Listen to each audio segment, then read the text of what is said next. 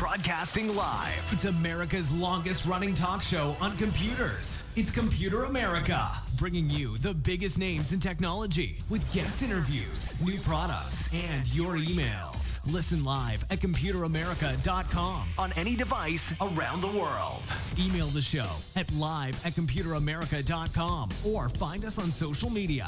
Be sure to check out our website for contests, giveaways, show notes, live video stream, podcasts, and more. You're listening to Computer America. Hello and welcome into the Computer America Show. We are the nation's longest running, nationally syndicated radio talk show on computers and technology. Thank you for joining us once again, and I hope all of you are having a great Friday.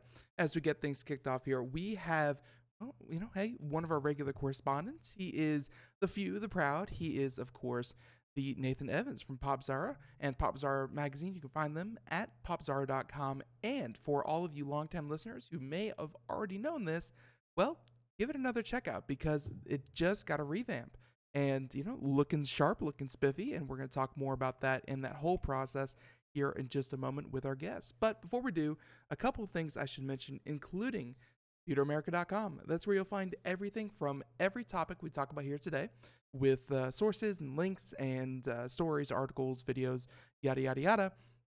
Everything like that will be included in the show notes as well as a link to our guest. Also, be sure to check out the social media contest, which can be accessed right there on our homepage. And last but not least, check out the live video stream where you can watch Computer America and not just listen. Just another way to experience what it is we do here on the program. So with that being said, I think we are just about good to go. We are going to jump into this. And again, we have a bunch of different topics, but no one better to help us suss it out than the man himself, Nathan Evans. He is the managing editor over at Popzara. And so, Nathan, thank you for joining us here. Hey, Ben, what's going on? So thank you for the nice little reminder that the Popzara website is new and vastly, vastly, vastly improved. It only took 3 damn years, but it's finally here. Yeah, it looks good. I mean, how's the back end? Is it, better to work with? Goodness. Or Okay, for those of you who don't know this, there are 2 parts to a website. There's the front end and the back end. The front end is all the cool flashy stuff, the stuff that looks nice, the buttons, that's what the reader links. sees. Yeah. Yeah, what the reader sees. What they don't see is all the other stuff, which is actually the most important, which is the back end. And when you run a website like this, or as you know, with Computer America, Mm-hmm. that's where the magic happens, where everything happens, and that's what actually takes the longest.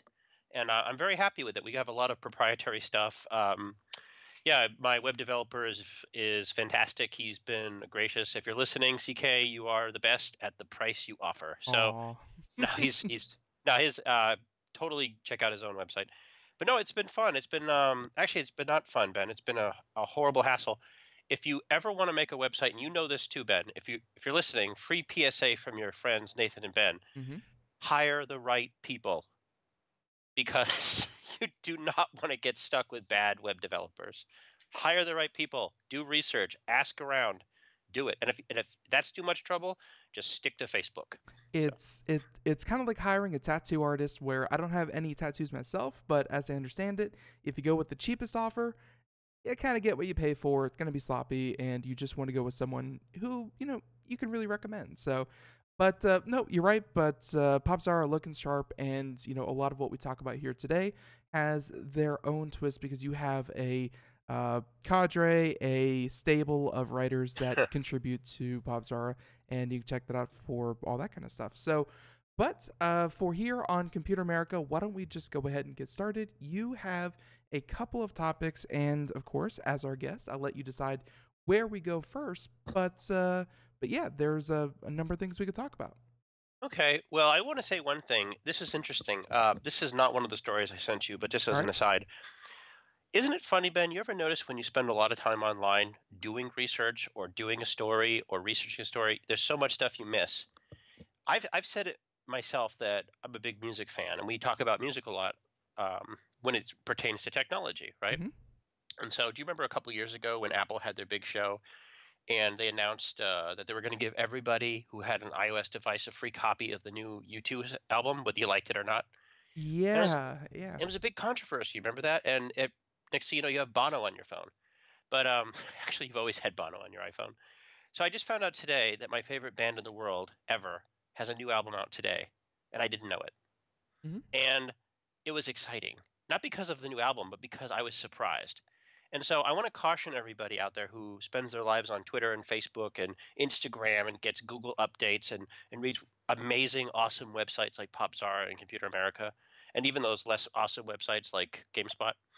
Right. Sometimes it's nice just to be surprised. You know what I mean? Just sometimes it's nice just to open up something and saying, I didn't expect this. This is pretty cool. And And everybody, yeah. yeah, and that did just happen to me yesterday, where a book from an author I've been following, and it's of course like 2 years between releases, but Sure. it just got released 2 weeks ago, and I Who is went it? completely Who is it? unaware. Brandon Sanderson and Stormlight Archive, book number 3 of like a 7-part series. But essentially, it's taking him years to do each book, kind of like Game of Thrones. But it finally came out, and no one made any Mhm. fuss about it. It's crazy. Yeah. But isn't that great though too? Like, Yeah. I'm a reader, so when I see a book from one of my favorite authors like Haruki Murakami, I think to myself, why isn't everybody more excited? And then I realized, wait a minute, I have this to myself. I can enjoy it. It's not like if you like Game of Thrones or if you like The Walking Dead or you like Stranger Things, where you can't miss updates because people Yeah. won't stop talking about it and spoil it for you. Isn't it nice just to sort of have it to yourself? And that is certainly not going to happen with one of our articles later here in the show, where we talk about the latest Avengers movie. But Oh yes, yes, yes. We could save that till last. But right. anyway, so the album is from U2. I believe it's called Songs of Innocence. I haven't heard it yet, but yeah. So I'm gonna enjoy it this weekend and see what happens. But it was nice just to be surprised. Is So it Songs of Experience or Songs of Innocence? Because I I have don't. here a quick Google search: Songs of Experience. It might be Songs of Experience. That one It's that again. just came out This is new today. to me. Yeah. And here I am, the biggest U2 fan in the world, and I don't know. So apparently, I'm not the biggest U2 fan. So Bono, please have mercy. Please have No, mercy. you can't compare yourself to Google. Google is a fan of everything on the internet. It's not even a contest. But It okay. makes me wonder how much other stuff I'm missing, and that's pretty fun. So I want to talk about this one story I just sent to you. I did not put it on my list, but I really want to talk about it, Mhm. and that's the one about Redbox. Did you get that? I got that. Yes, I did. So this is a new thing. So I like Redbox. I think. Do you like Redbox? It's I see people like there's always a line at Redbox, and you would think that with the options available between Netflix, Hulu, blah blah blah, that it wouldn't really be a thing. But I guess for a lot of Mm, people, it's just a no strings, no hassle it is, solution. and it's also the only really viable way to rent video games anymore. And so I know they have PlayStation 4 and Xbox One. They're going to be adding Switch games, but in a pinch, renting something is still a viable thing when you don't know if you want to commit the full price. And I did not know this. Let's make a list of all the things I didn't know today. Right? It's a long list, but I didn't know that they didn't have a deal with Disney. And I don't know if we've talked about this with you, but Disney is planning to pull a lot of their films from the streaming services. They're going to consolidate and make their own streaming service.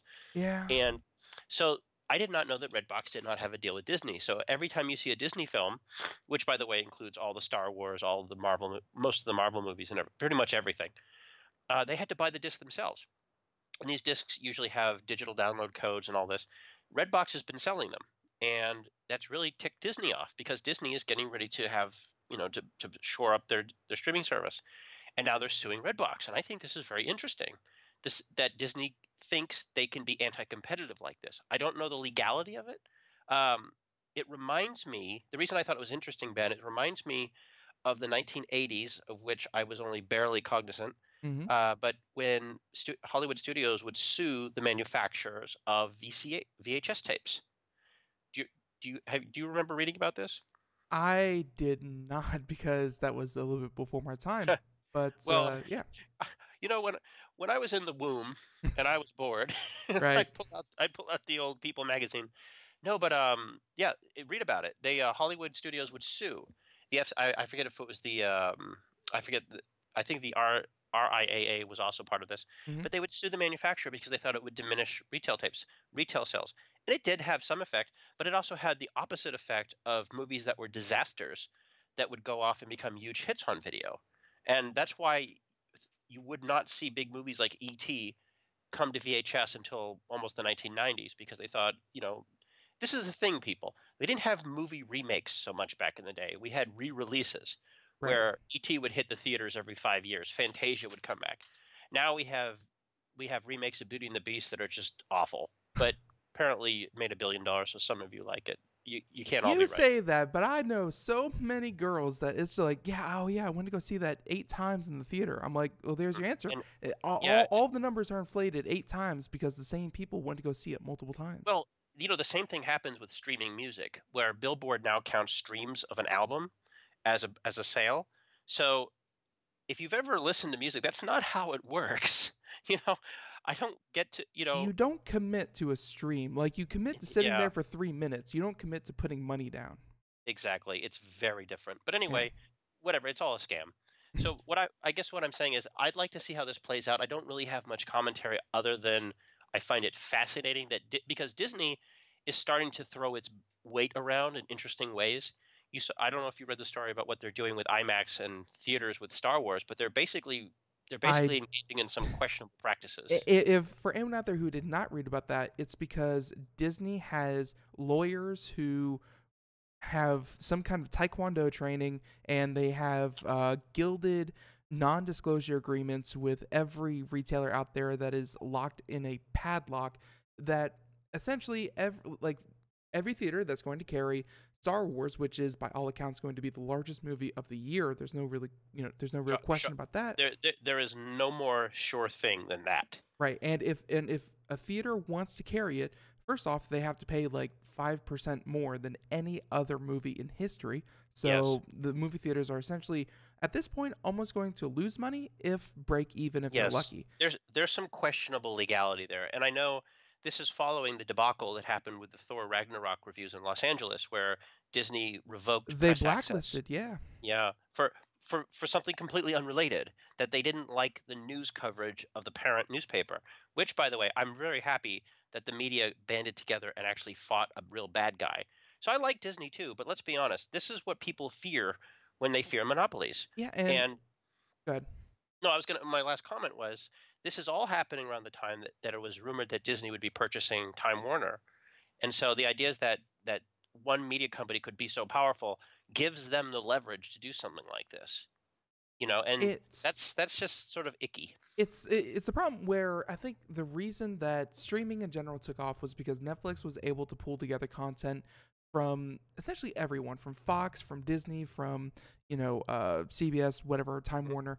They're able to pull together content from everyone, and that's the way that streaming took off. And now I'm seeing it where, because Fox owns a 51% stake in Hulu, now everything Fox is being pulled off of Netflix and is going straight to Hulu. And then now Disney pulls everything off of Netflix and going straight to a Disney service. And this is not Showtime. And just real quick, but everything is essentially being segregated back into, you guessed it, what is going to amount to be a cable package. And I don't know how much consumers are going to put up with that, because that was not the promise of streaming content.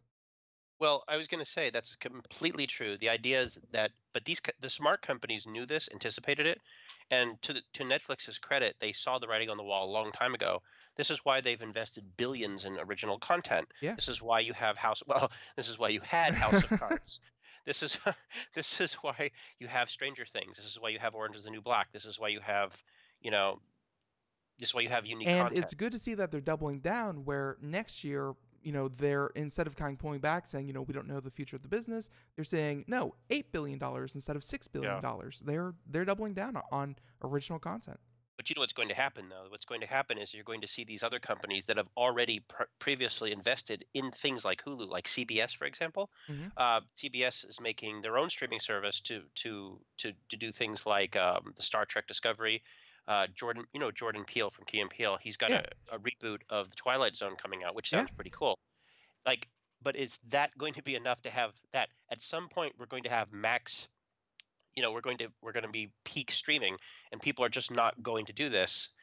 They're not going to buy. They're not going to subscribe to CBS Interactive for $10 just to watch Star Trek. at some point it's going to be either Comcast or Hmm. AT&T are going to offer you an all-inclusive streaming package for one low price Hmm. that Yeah. will include all of your Which favorites. they already do that with Netflix to some degree. I mean, and that's again, Comcast is good with this because they realize they cannot compete. They can't compete. And but by the way, I hear Comcast might be the one that buys Time Warner. But it's interesting to see what's going to happen. But Redbox is interesting because Redbox is the final thing. That's the final physical media outlet for a lot of people when it comes to renting movies or renting video games. And that would be a horrible loss to have that. So I'll give Netflix. I want to give Redbox a little credit for surviving. I hope they survive this, but not everything lasts forever. And I think people would have counted Redbox out, the minute that Netflix, even Netflix themselves moved away from sending DVDs to people's homes. But Redbox, they've defied all logic and they continue to go strong. I can't count them out either. So, No, competition is good for this industry.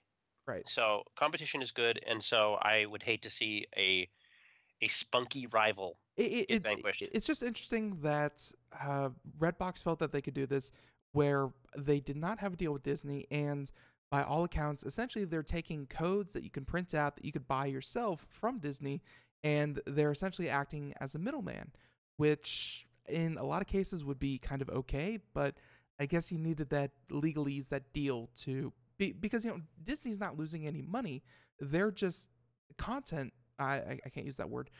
They're being content greedy with their own content. So Yeah, uh, yeah, yeah, they're doing something that I don't think is good, and I don't quite know what that is.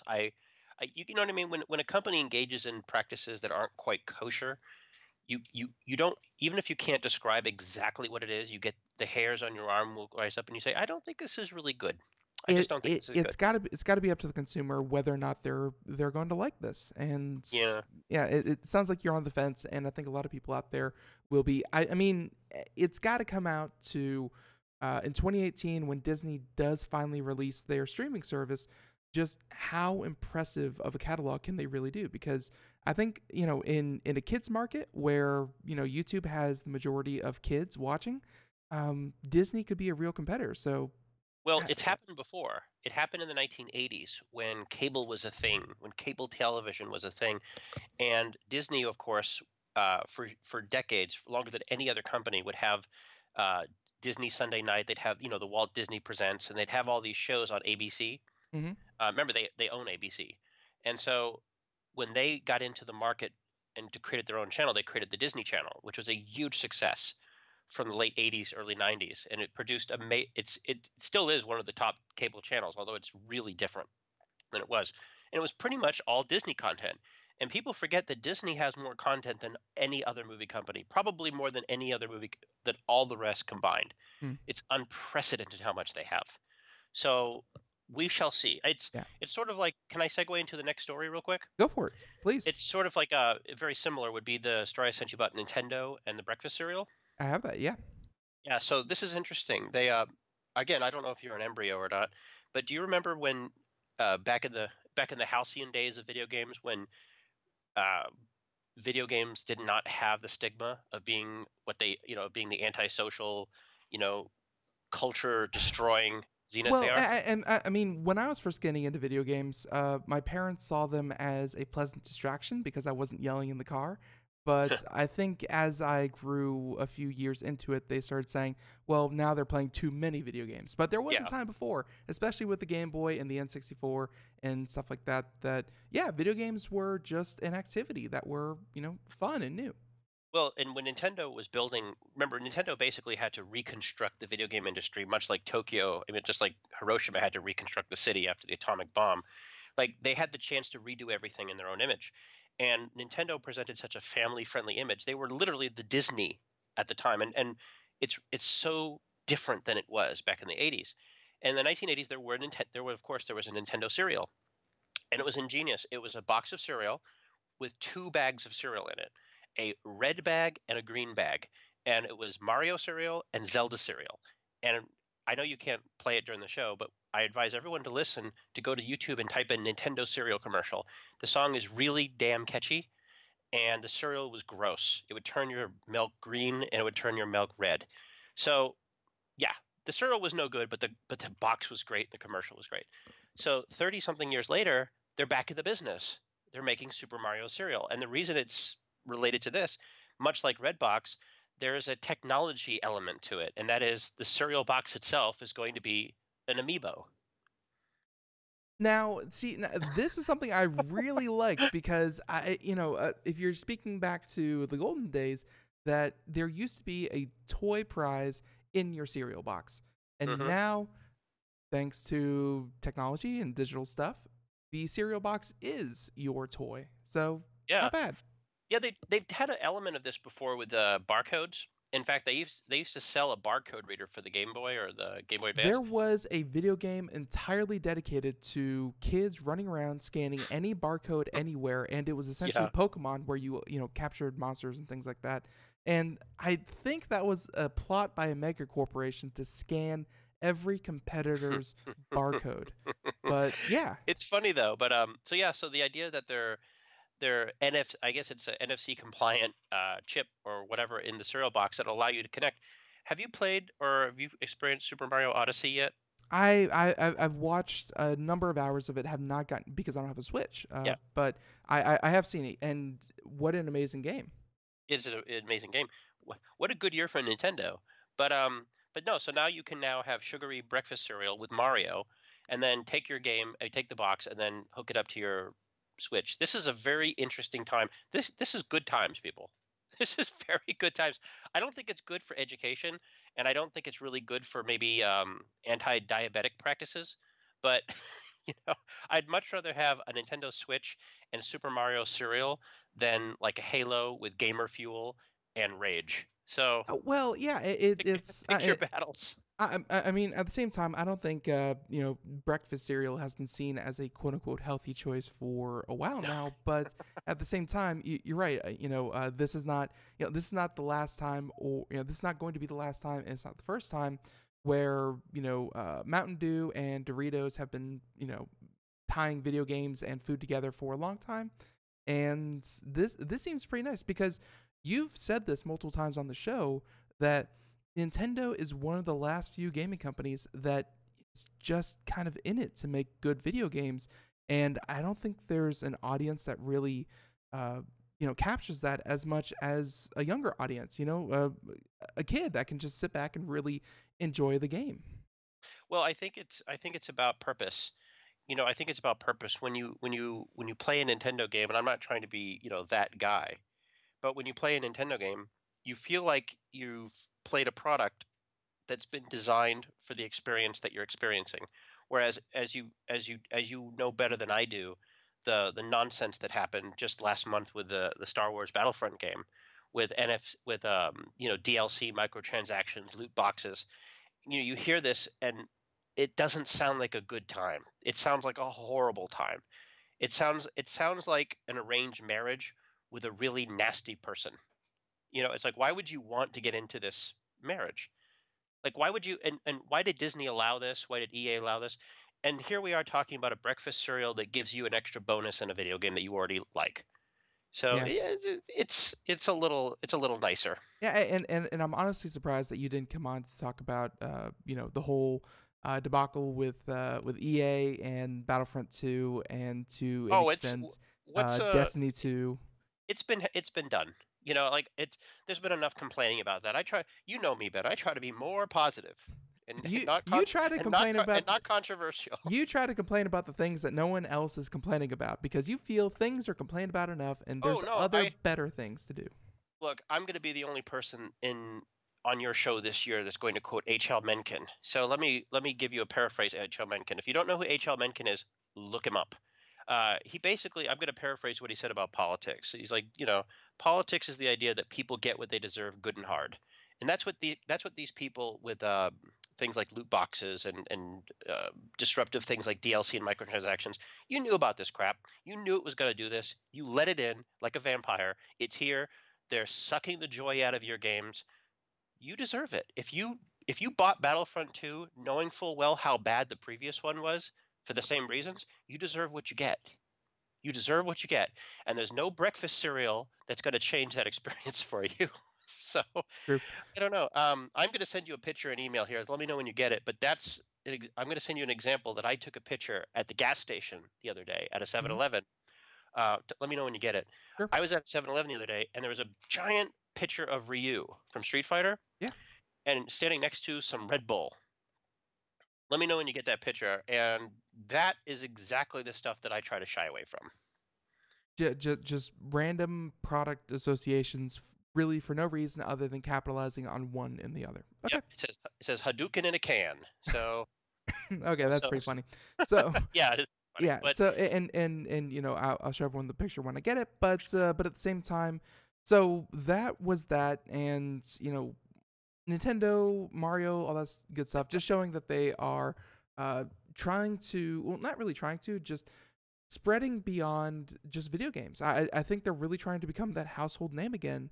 That, you know, if you have a Nintendo anything, it's cool. You know, be it breakfast cereal, clothing, there's something games. to there's something to be said though about the fact that this breakfast cereal doesn't doesn't fill in the blanks to something that was missing. It adds to something that was already pretty complete. Like Hmm. I could tell you from experience, I don't think anybody played Mario Odyssey and said, you know what, I think it should have had XYZ. Most people are saying, wow, this game has a lot of stuff I didn't know I wanted. The game lets you possess a piece of meat. You get to be a slab of meat, and the I meat did see has a that. mustache. You know. So, did you ever know you wanted that in your life? So, and by the way, I did just get your picture. Yep, if anyone wants to see it, I just putting it up there real quick, just on the stream. And Like 3 days ago. You know? yeah, and I feel like I would steal that and cut out Yeah, I all of kind the of Red want it. Bull stuff and just take There's two the. pictures. There was another thing where they actually showed all the characters, and yeah. So the 12-year-old Nathan would wet his pants over that, like, oh my goodness, you know. But the going on 40 Nathan is I A don't little want disillusioned. I don't want a Red Bull because of this. A little disillusioned. Okay. Okay. So before we head off to the break, this half hour just flew on by. But before we head off into the break, I want to at least touch on our next segment. And if you don't mind, I would really like to talk about, well, you know, kind of BuzzFeed and where they're going. Oh Because, yeah. and you know, I'm not bringing this up. You obviously made the topic, but I don't want to bring this up because I enjoy the death of any other publication. Instead, it's just BuzzFeed has such a grasp on what the conversation is in popular culture. And, you know, whether you like them or not, they do tend to get a lot of views and they They do do. shape the Um, conversation. So please. I have a final. Can I do a transition thought? Yeah, sure, please. I agree with everything you said, but with an asterisk, with a caveat, by saying BuzzFeed does have an impression, but part of that is not a recognition of the culture. Part of that is an attempt to guide the culture, and that is why they fail. That's why they're failing. And I think that's something we can talk about after the break that needs a little bit of time to digest. Right. Or as they would say on BuzzFeed, let's unpack this. Right. So yeah, and you know, we do have about another minute, but we have this article here. By the way, everyone, if you want to check it out, we do have it in the show notes. You can check it out there. This coming from Variety, and yeah, we're going to talk about how BuzzFeed lays off about 100 staffers. Unfortunate. Never enjoy someone losing their job, but they are refocusing their content efforts, and yeah, we're definitely going to get Nathan's take on this. But you know, when BuzzFeed says that they are going to you know, refocus their efforts. Yeah, that means video. That means video, by the way. Really? Okay. So yeah. So Yeah. we're definitely going to get into that and more. So, but yeah, why don't we go ahead and save that for the transition? So since I have a minute here, why don't we talk again about popzara.com? New look, new style. Check it out. And by the way, I didn't give you a chance, Nathan. What can people find at Popzara? By the way, folks, this is what is known as filler. Yes, absolutely. No, new website, new stuff, and maybe we can talk a little bit about this before. But for example, better coverage of shows like CES, nudge nudge. Mhm. Lot more with technology specifically. A lot more with integration of products that you can buy, stuff like this, with no selling out, which is very nice. Very nice. I'm very much against that. So Man, selling out, it's so fun. cashing It's in. Cashing it's in. so fun to milk your audience for all they're worth.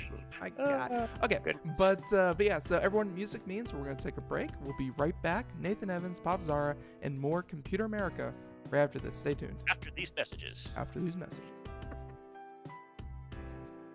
We are all Brother Wolf. 10 years ago, a group of locals banded together to create positive change. We took animals into our homes, held adoption events at local retailers, and talked to the community about our mission to help build a no-kill Asheville. A decade later, we have achieved so many victories for animals in need. There's been so much progress, yet there's still so much to do. As part of our year-long celebration, we encourage you to become a member of our special Compassionate Circle program. With a monthly donation of $10 or more, you will have behind-the-scenes access to the work we are doing at Brother Wolf. Our goal is to reach 1,000 members because we receive no government funding. Working together, we can help build and sustain no-kill communities. Learn more at compassionatecircle.bwar.org. We are a 501c3 tax-deductible organization.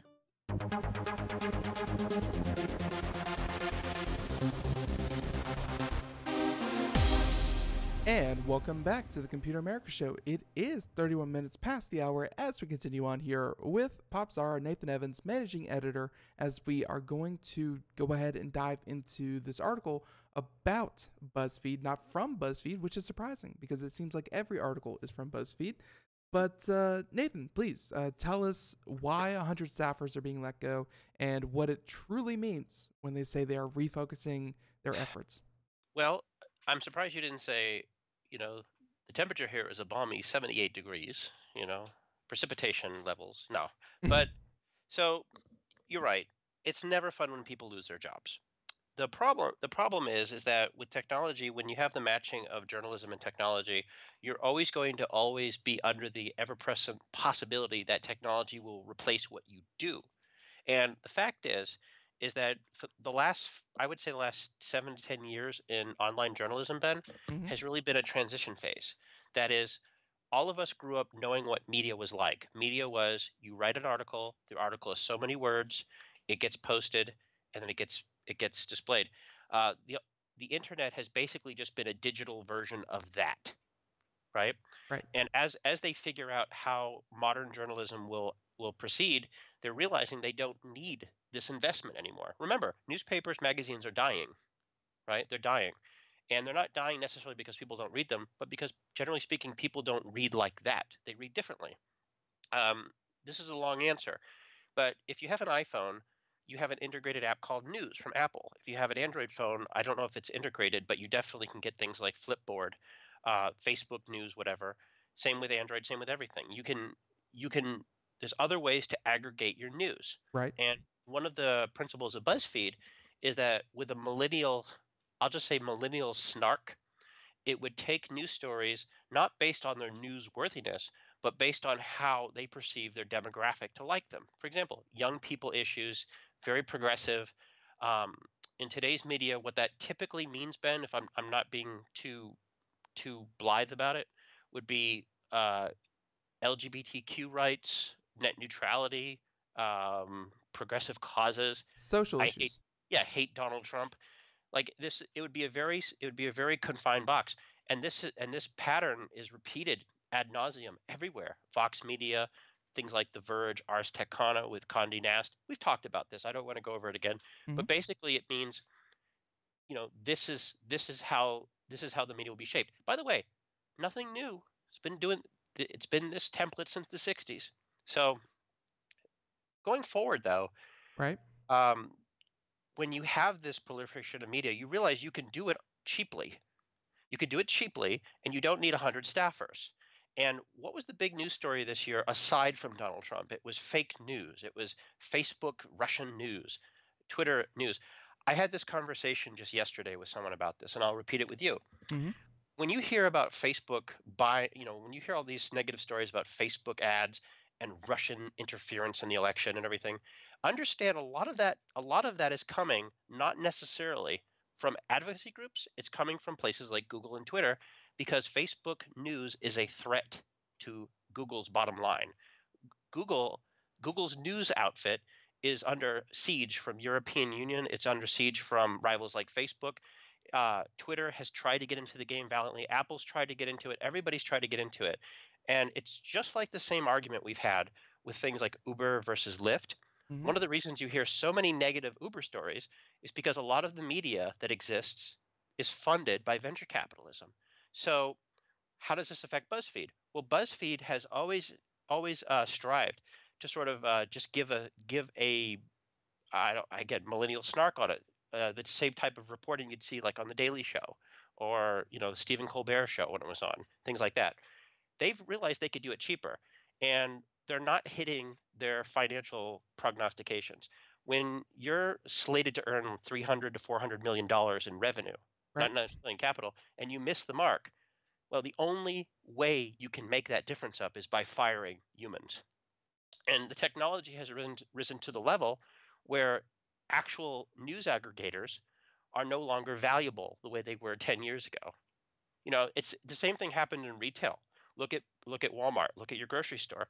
How many jobs have been replaced by automatic tellers? Have you been to McDonald's lately? Has your McDonald's gone tablet yet? I think there's one tablet option, but there's still the others. But you can definitely see technology is starting to bleed its way into that. Yeah, Yes, for sure. self-driving cars will come here. This is something that's going to replace. Again, the problem though is that BuzzFeed's a little better than most, and I'll give it a little bit of credit. Do I agree with BuzzFeed? Hell no. Hell no. All right. It is not a place that you go to get news. It is a place to have your biases confirmed. And to that respect, they do a good job. If I believed in the same political ideologies, if I believed in the same culturalisms that BuzzFeed writers did, I'd be very happy there. Just this year, BuzzFeed, I think it's Ben Smith. Sorry, Ben.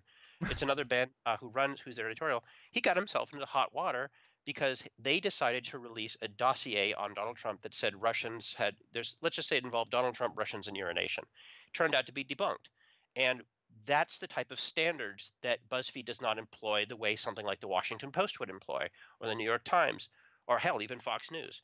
Traditional media, because they have a lot to lose. As traditional media outlets, they have a lot of investment. They have liability insurance for misreporting, of course, but their integrity is more valuable. BuzzFeed doesn't have any integrity at all. They do listicles. I mean, they're not, they could put a fake news story out and no one will matter because they hit the mark so often with what they do, Right. that the only way they could lose their integrity was to start publishing stories that their readership did not agree with. And this is a problem. This is a problem. You don't go to BuzzFeed to read the news. You go to BuzzFeed to see a slice of pie of the particular culturalisms that you agree with. And although to be fair, I never really ever saw anyone go to BuzzFeed. It was more no, BuzzFeed comes to you. Yeah, BuzzFeed comes but to you. BuzzFeed made it very simple to have a social media presence, and if you wanted to link something, well, BuzzFeed had an article with a short link that you could share with your friends and family. Absolutely. And that's what I was talking about these apps like Flipboard and Apple News, is that BuzzFeed literally became bite-sized shareables that can be shared. For example, nobody really watches The Daily Show. Their viewership is abysmal. It's like 100,000 people, but everybody shares the clips. And so you could have 10 million people watching Trevor Noah, but nobody watches the actual show because they've watched a clip that's been disseminated on things like BuzzFeed. So you see what's happening is BuzzFeed understands that they can share news stories but they don't necessarily have to create them. They made this grand gesture that they wanted to be a journalism outlet, but that exact plan was already done by the Huffington Post. It was already done by other things. And the problem is, Ben, here's the problem. The number one problem. There's just too many people doing it.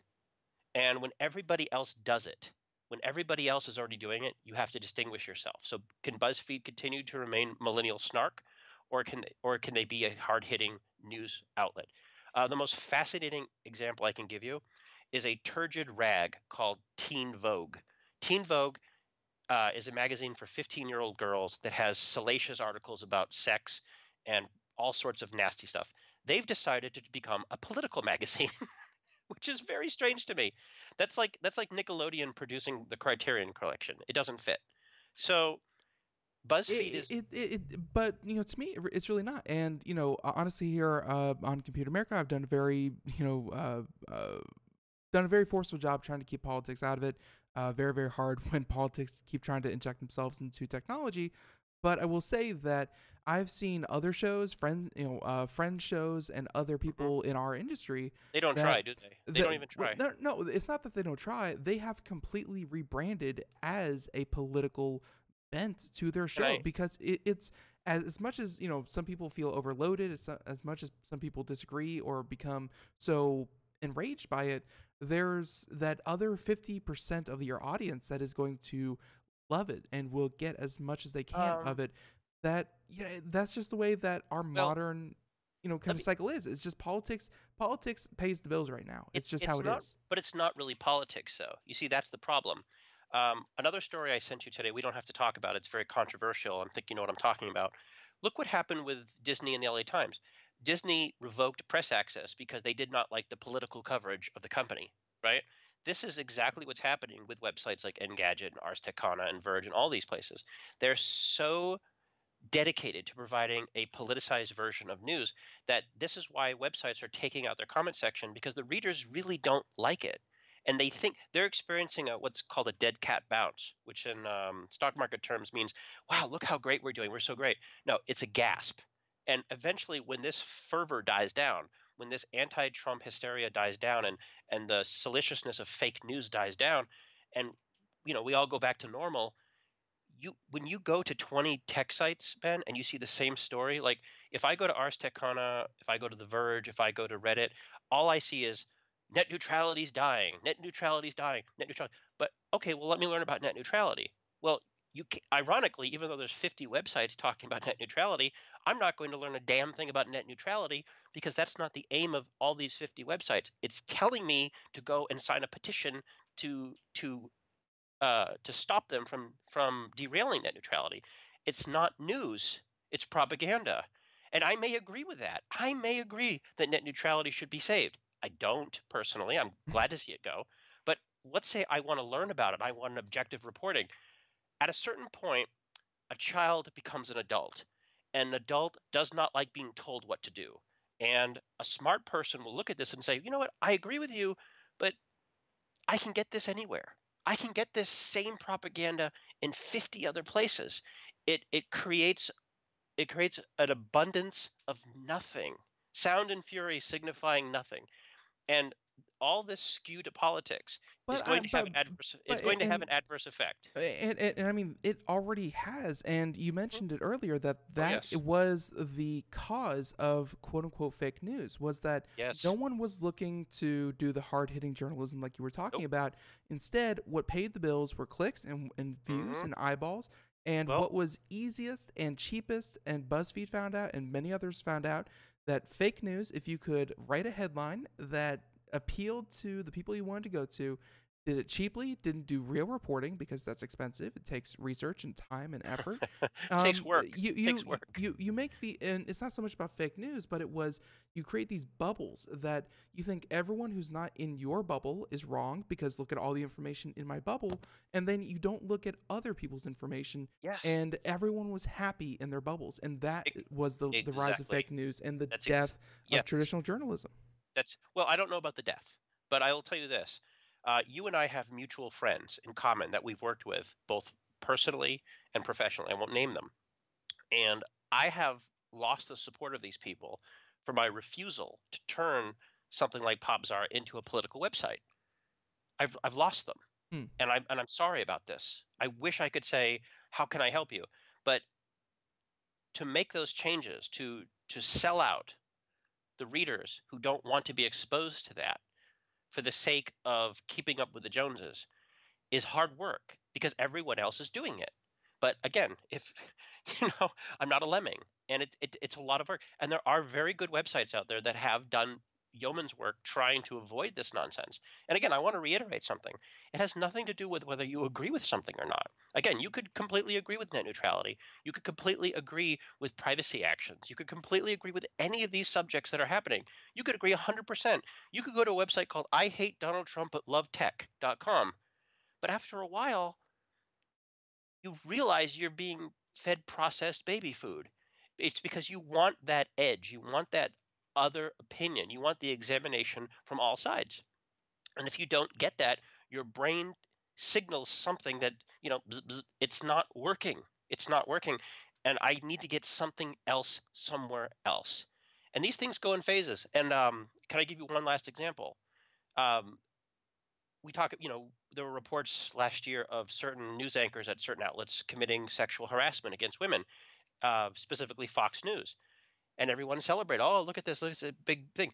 And then when the dam breaks, you realize this problem was so pervasive that the lack of journalistic standards allowed it to get worse than it should have been. And, You know? and to turn it a bit away from politics, I will say Yeah. that this was something that we saw in the technology sector where it was Volkswagen did their diesel emission test, and they Yes. had a little cheat bot that essentially it Yes. knew when it was hooked up to a testing machine, and it Yes. faked results. It And anticipated how these results would be it calculated, fed and them they fake yes. data, and I remember doing that article, and I was saying that like a couple engineers were in trouble for it, but eventually it made its way all the way up to the CEO, which did not surprise me one bit. But I said that something like this doesn't happen at this high of a level if everyone else isn't doing this. Yes. This isn't one person is smart enough to figure this out. No. And then lo and behold, a couple months later, I think it was like Honda or Hyundai were messing with the results of their It's happened in the of their tech fuel world too. efficiency. Yeah, well, and I kind of count cars as tech because at this point, Well, why cell shouldn't they phones, be? cell phone bench testing. Samsung phones were loaded with software that when it knew that it was being benched, it would reroute CPU usage to gin up a better result. Right. And no one questioned these things. No one questioned why is this like this? It's because everyone is so used to the system that feeds the machine.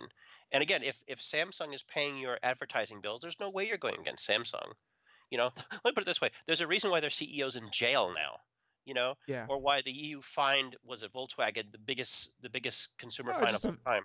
just a few couple $1 billion, and Yeah. So, and believe it or not, Ben, I actually don't consider any of this politics. Like, this is not politics to me. This is pure propaganda. This is pure propaganda. Most people are not this silly, right? Most readers, even if they think it's politics, it's not politics. No one likes being treated like a child. They want to be told the truth. And sometimes the truth is hard. And I admit this is a trying time for journalists that the brave ones that are going to go outside the system. And there are good journalists out there, and I hope they survive. And a lot of them, BuzzFeed had good journalists, and I hope the good ones land on their feet. I hope the bad ones are very quick when I order my fries and they give me my Big Mac. ouch. So Well, sorry, there's nothing to be said, that fast food isn't a good profession, but it pays the bill. It pays some of the bills. we'll say that we can transition this really quickly because I do want to get the Avengers because there's a lot to take down there. We'll save that for like the last 5 minutes, but Sure. Title 2, and I believe that this kind of segues into a bit of what we were talking about here because you have a couple of articles here from very well-respected publications, Forbes, CNET. It's hard to find anything. Well, it's not too hard, but to say that they are not important organizations is a fib, but you have here false reporting about net neutrality, and I will be honest, here on Computer America we have been touting about net neutrality. We've been trying to inform, and my personal belief, net neutrality, Title II, blah blah blah, should definitely stay, but you have here some propaganda, and I'm all for hearing about how Well, I have been fed lies my whole life. no, not necessarily lies. It's not like it's. I hate to use the term alternative facts, right? But the fact is, I call it the Rashomon effect. Just because someone experiences something doesn't mean it's the only experience. There can be multiple angles to this, and I am generally speaking against the idea of net neutrality on principle, not on implementation. First of all, it hasn't been implemented. It was put into effect by an FCC vote 3 years ago. It takes 5 to 6 years to implement government policy. So the idea that somehow repealing net neutrality will somehow cascade the internet back into the dark ages is total balderdash. There's no evidence for that whatsoever. And the flip side of this, and again, I'm not trying to convince anybody of Title II one way or the other, but the arguments to me that if we don't do this, the internet will crumble and there will be lack of choice. The internet has been the most open and free market thing in human history. It has also created unparalleled wealth, unparalleled thing. You and I are talking because of the internet. I have a website because of the internet. I have jobs because of the internet. I have employed people because of this. eBay, PayPal, Uber, Facebook, Twitter, you name it. Buzzfeed. It's all because of the internet, because how open it was. It was doing fine. So when I hear the argument that cable companies are greedy, they're going to jack up the rates. Have you seen the price of the internet 15 years ago? Much more expensive for much crappier service. But you have to admit, you have to admit that there have been stories of anti-competitive behavior by pseudo monopolies going on with. Sure, but that's with any industry. We just named some with the auto industry, which is heavily regulated. I mean, you can name the post office, which is heavily regulated. Regulation, Ben, does not solve a problem. All regulation does. Regulation presents the means of which can be circumvented. Again, we talked about this just a minute ago about once benchmarks are established by the auto industries, then we find ways around them. Look at these tax havens in Ireland for big rock groups, including you too, or Bill Gates. Once corporations get regulated to a certain tax exempt, they leave the country and they invest their money in Ireland or somewhere else or the Bahamas. Like, just because the government is going to regulate a utility like the internet does not mean everything's going to get better. History shows us that it typically gets worse. And if they could give me one example of a cable company throttling the internet or creating fast lanes or denying service, if they can give us one example that isn't hypothetical. Throttled Netflix for delivering too much data to too many people. Yes, back in 20. As they should. You think as they should be? I think that is the prime example of that they should not, because it was not Netflix foisting data upon Comcast. Instead, it was Comcast customers asking Netflix for that data. I don't see how in any way that should be an extra feed paid upon by Netflix. Because Netflix is using more bandwidth. Netflix is using more bandwidth. Because they're being asked for it. They're not just doing it for the sake of doing it. Their Comcast customers are asking for that data from Netflix. Well, here's the thing that you probably didn't know about. With services that provide VoIP, which is voice over IP, or bit-rated data plans, which again, things like Netflix, YouTube, and everything, right? They're what's called anticipated data hogs. They understand that these things are going to data hog. You can go to certain cable companies, and Netflix anticipated the use of data on threadbare lines. When Netflix started streaming in 2008, the average American consumer, where it started, had a 6 megabit connection, either through DSL or cable internet. It was very slow at the time. That was high speed. That was broadband. Which was high span. And Netflix anticipated this was going to happen. So what happened was Netflix, instead of saying, okay, Comcast, you build a bigger straw. Like, imagine the internet as a straw, a coffee stir versus a milkshake straw. Instead of Netflix saying, okay, Comcast, you go ahead and invest $1 trillion so we can provide things. No, Netflix innovated. Netflix has pioneered the way to provide higher quality bitrate things through limitations. And one of those limitations that was developed because they were forced to was to install boxes at your ISP that allowed for pre-downloaded hit shows, so the strain could be taken off of ISPs. The incentive would go from Netflix to provide this technology to provide a better experience. As a result, you now get 4K capable quality internet streaming on lines that are not much higher than 6 megabits. Netflix has definitely done a lot on their back end, and we've covered it where they've worked together, but. Right. But just real quick, I mean, Netflix has worked on the decoding, encoding, blah blah blah, and so end to end it uses a lot more bandwidth. They've done magnificent work. Yeah. But Comcast didn't charge you more. Comcast never charged you more for Netflix hogging. They charged to Netflix, and that's as it should be. If you pay utilities, right? Right. Okay. If you use more water than your neighbor, you should pay more for water than your neighbor, and you should not have to subsidize data isn't necessarily water. There is no the source of the water is not a limitation. It's the transmission of that is the limitation. Well, I'm not saying it's Netflix's fault entirely, but the internet in 2017 is very different than the internet was in 2008.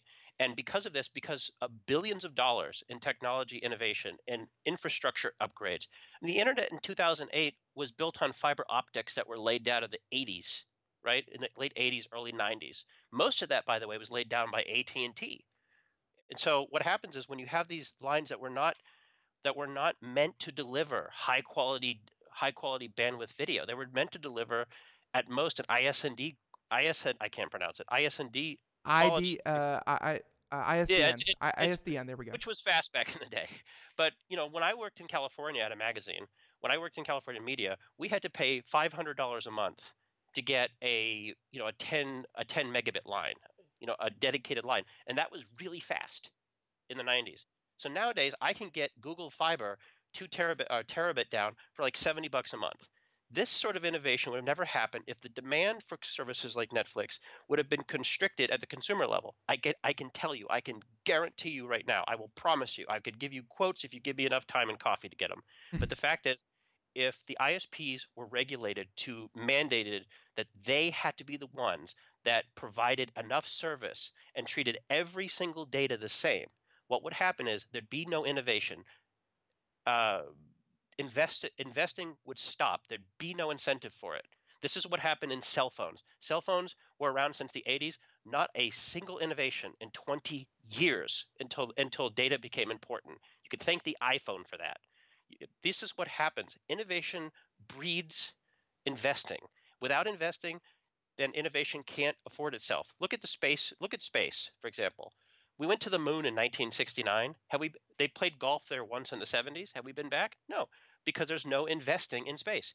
The most amazing things that have happened in space innovation have happened in the last 5 years because private companies like SpaceX and others have decided we want to go to space because we can deliver packages and we can make a lot of money on it.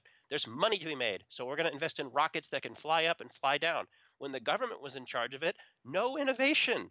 They used rockets that were 40 years old. 40 years. SpaceX is doing it. Amazing things are happening now. We're going back to space. So not that I don't like net neutrality, but the arguments don't hold water. They're theoretical scare arguments that have no relation to anything that has ever happened. But you say they're theoretical, but then I can point to examples of they are being anti-competitive. They are treating this utility like something that they can regulate and they can have sway over, which is, at this point, the internet is so vital to my business, your business, I think everyone else's, the way that you pay bills, the way that you do things. You run a website, right? Absolutely. Okay. Should you pay more because you depend on it more? So should you be allowed to pay more for a higher tiered service than someone who runs a blog about puppies that gets no traffic? Absolutely not. No, should you be able to pay more? No. Okay, but again, that's how government regulates, Ben. That's how TV networks regulate. A couple years ago, the government mandated that all of the analog radio stations must shut down. They were put out of business. All analog TV stations were put out of business because the government decided they wanted to reclaim that bandwidth that they've taken. And they even had to pay consumers up to $40 to put digital converters in there. The government does not innovate. They de-escalate. They've never innovated in this field. They have never done it, not once in the history of anything. The most innovations that have come through telecommunications have come through military expenditure. It's come through, I want to say NASA, but I don't really consider that government, but I guess it was because we are at Cold War. But when it comes to telecommunications, we've had private companies like AT&T, yes, Comcast, and yes, private companies that have invested like Apple, Microsoft, and now Netflix. But when the government gets their hands in it, when they say we're going to regulate to make this fair, never has that ever worked. Except with the phone system. No, really? No, you mean when they shut off. And I hate to be snarky there, but I hate to be snarky there at the end. But Nathan Evans, we are honestly. I know what he said. He talked about when they broke up Mama Bell. By the way, all those Mama Bells, you ever see Terminator 2? They're back. Yeah, all came back together. But They're listen, back. Again, I'm not making the argument against Title II. I'm making the argument about the way it's implemented. I'm okay with some government regulations, but it's not helpful when every website you go to gives you scare stories and they cannot give you facts. Absolutely. That's the problem. Stick to educating yourself. Do not listen to things like that. Don't listen to me. Don't listen to me. But again, though, it's sort of like this, Ben. I didn't know that you two had an album out today. Ignorant. Okay, so all right. So, nice. but Nathan, honestly, I really do have to stop you there because we have like 10 seconds. Everyone, if you want to check out more musings, more writings, and more coverage, please check out Popzara. And if you miss any part of today's show, check us out wherever podcasts are heard, and of course, computeramerica.com. Folks, we are flat out of time.